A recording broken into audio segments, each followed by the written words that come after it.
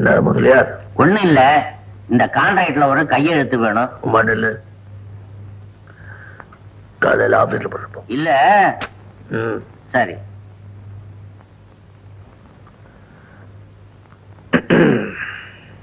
உமா எவ்வளவு லேட்டு? நான் என் ஃப்ரெண்டு கூட சினிமாக்கு போயிருந்தேன்ப்பா. ஃப்ரெண்ட்ஸ்னா ஆம்பளையா பொம்பளையா? பொண்ணுதான். பொண்ணுதான்ப்பா, பொண்ணுதான். உங்க அப்பாவுக்கு பொய் சொன்னா பிடிக்காது தெரியுமா உனக்கு? உன்னை கொண்டு வந்து விட்டுட்டு போனது யாரு? அது அது என் ஃப்ரெண்டு. அவன் ஹோட்டல்ல பாட்டு பாடுறது, இவங்க 2 பேரும் ஒன்னா சேர்ந்து சுத்துறத நான் பல இடத்துல பார்த்திருக்கேன். உமா, தாயில்லா பொண்ணாச்சேன்னு ரொம்ப செல்லம் கொடுத்து வளர்த்த. அந்த சலுகையை நீ தப்பா பயன்படுத்த கூடாது. புரியுதா? புரியுதா? ரவி, உமா மேல ஏன்டா கோல் சொல்ற? இல்லப்பா. உள்ள போடா. செல்வம், குழந்தைய கண்டிக்க வேண்டியதுதான். பொறுமையா இரு. அவ கண்கலங்கி நிக்கிறா பாத்தியா? நீ உள்ள வாமா. நீ வாமா உள்ள. நான் என்ன சொல்லு?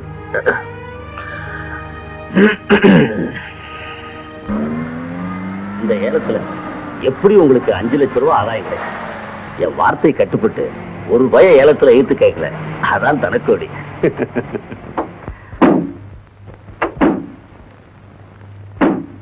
வாங்க வாங்க செல்வநாயகம், இதான் என் பையன் அசோக். வணக்கங்க. நமஸ்காரம். உள்ள வணக்கம்.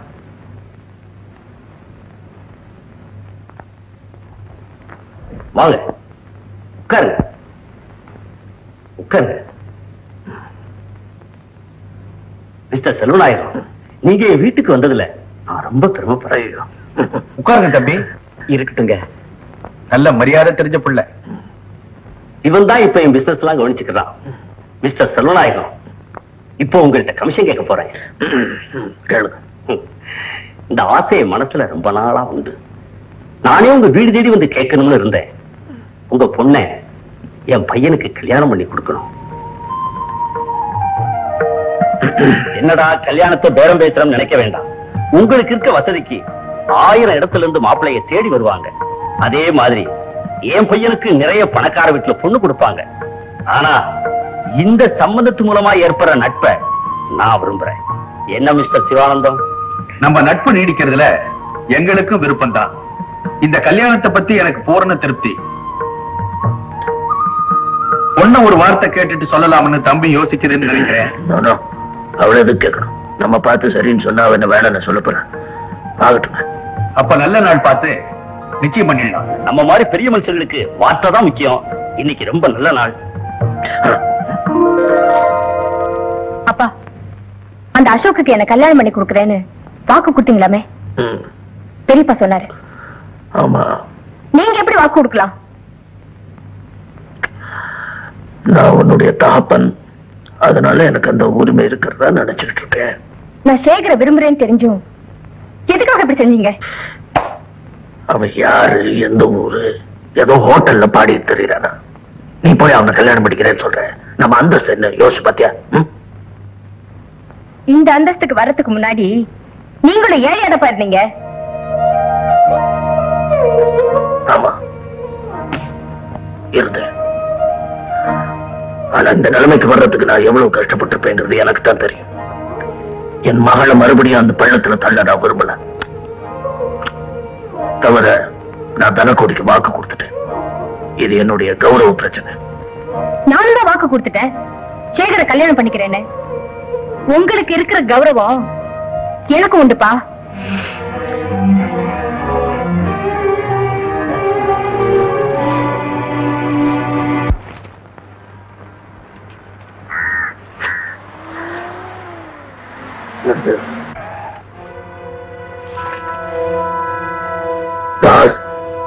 முதலாளி யார் பாருங்க குடிசை போட்டு இருக்கிறது? சொன்னாங்க முதலாளி, மொட்டைத்தனமா பேசுறான். செக்குங்க. எங்கண்ணே முதலாளி கூப்பிடுறாங்க. அங்க ஒருத்தன் குடிசை போட்டு இருக்காம, அவன் குடிசை பிச்சு எறிஞ்சு அவனை அடிச்சு துரத்தணும்.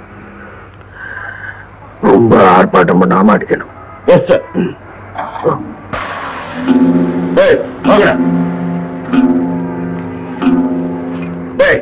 மரியாதையை குடிச்சே போயிட.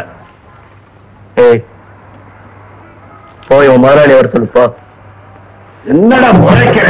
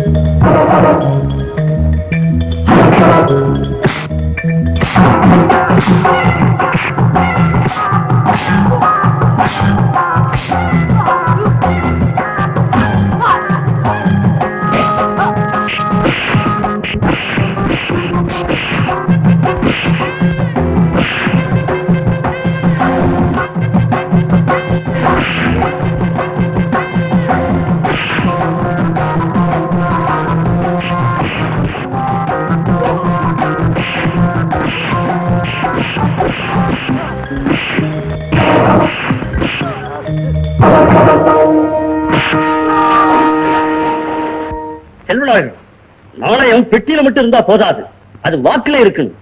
உன் வார்த்தையை நம்பி என் பையனுக்கும் பொண்ணுக்கும் கல்யாணம் எல்லாத்தையும் சொல்லிட்டேன். இப்ப அது நடக்கலைன்னா எவ்வளவு பெரிய தலைகுனிவு. பொண்ணுக்கு இந்த கல்யாணத்துல இஷ்டம் இல்ல, தவிர இது அவளுடைய வாழ்க்கை பிரச்சனை. எனக்கு இது மான பிரச்சனை. அது சரி, ரெண்டுல எது முக்கியம்னு பாக்கணும் இல்லையா? பரம்பரை பணக்காரனா இருந்தா மனுஷனுக்கு மானம் கௌரவம் எவ்வளவு முக்கியம்னு உனக்கு தெரியும். நீ கூலிக்கு மீன் பிடிச்சவன் தானே, இப்ப நான் காசு வந்துருச்சு. தன்னுடைய வார்த்தைகளால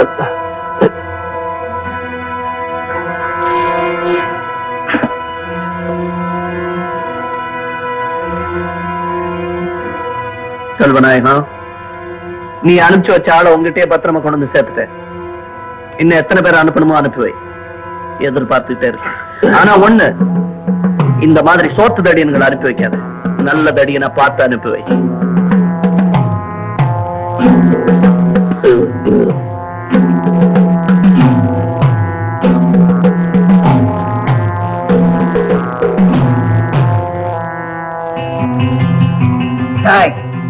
ரெண்டு பேரா போய் உதப்படாதீங்க. எத்தனை ஆள் வேணுமோ அவ்வளவு பேரையும் கூட்டிட்டு போங்க. செல்வநாயகம், இதுவரை யாரும் என்னை இப்படி அவமானப்படுத்துவதில்லை. செல்வநாயகம், ஓ வெளியே.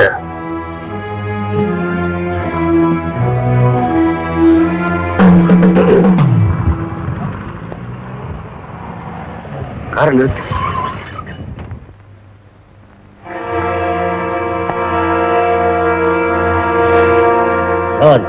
அவளை தூக்கி வண்டிக்குள்ள போடு.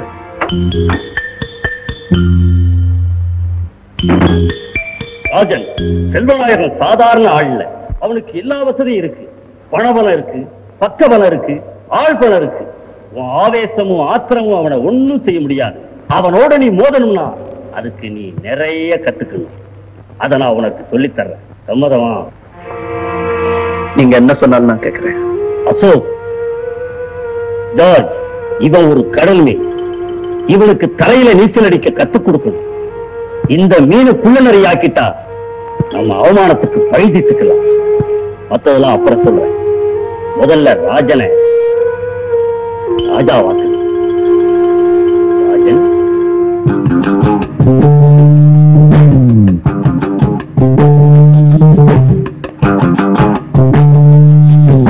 ராஜன், எல்லாம் சொன்னபடி செஞ்சிட்டியா? இன்னைக்கு ராத்திரி நானே படகுல போய். போதும், ரொம்ப சொல்ல வேண்டாம். இந்த மாதிரி விஷயங்களை ரொம்ப பேசக்கூடாது. காரியத்துல கண்ணா இருக்கணும். இதை மட்டும் நீ ஜாக்கிரதையா செஞ்சு முடிச்சுட்டேன்னா செல்வத்துக்கு ஊர்ல இருக்க மதிப்பு மரியாதை நான் காத்துல பறந்துரும். ராஜன் சார், ஒரு முக்கியமான விஷயம் சொல்லுங்க. இதை நீ செய்யும் போது தப்பி தவறி மாட்டிக்கிட்டேனா என்ன காட்டி கொடுத்துடக்கூடாது. கவலைப்படாது. அவர் அவமானப்படுத்துறதுல உங்களை விட எனக்கு தாக்குறாது. Hi daddy. ஆமா தேவி, ஏன் லேட்டு? ஏற்கனவே பிளேன் லேட். அண்ணன் டிரைவிங் வேற டெட் ஸ்லோ. டாடி, யாரது? வேறு ராஜன், புதுசா வேலைக்கு சேர்த்திருக்கேன். ராஜன், என் மக தேவி பாம்பேல படிக்கிறான். வணக்கம்.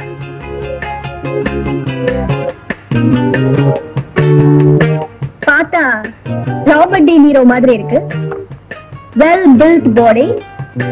எங்கேயோ சர்க்கஸ்ல இருந்து பிடிச்ச மாதிரி இருக்கு. ஓஹோ, டாடிக்கு புது அடியாடா? அப்படி சொல்லக்கூடாதுமா. சார் நான் வரேன்.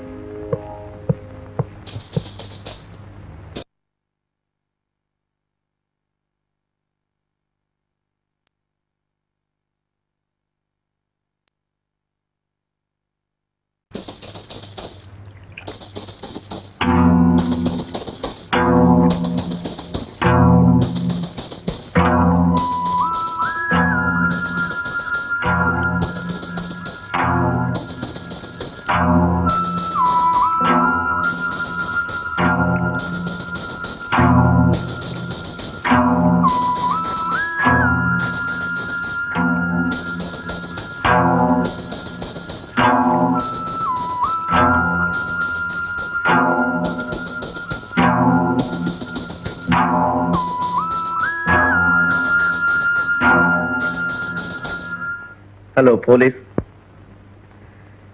செல்வநாயத்தோட போட்ல வெள்ளி கட்டிகளை மறைச்சு வச்சு கடத்தல் பிசினஸ் பண்றாங்க. எஸ், செல்வநாயத்துக்கு எத்தனையோ படகு இருக்கு. அதனால எந்த படகுல தேடுறதுன்னு கவலைப்படாதீங்க. செல்வநாயத்துக்கு ரொம்ப அந்யோன்யமான வேலைக்காரன் பீட்டரோட படகுல தான் அது கடத்தல்.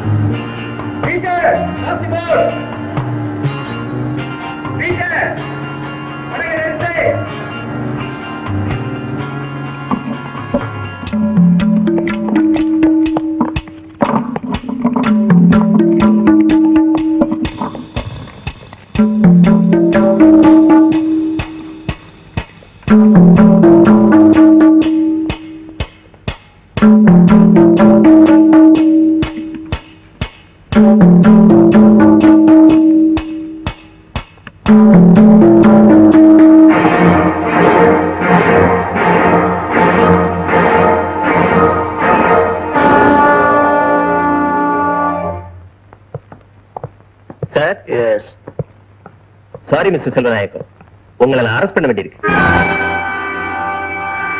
மீன் பிடிக்கிற படகுல வெள்ளிக்கட்டிகளை கடத்துறீங்கன்னு ப்ரூவ் ஆயிருக்கு. அரெஸ்ட் வாரண்டோட வந்திருக்கேன்.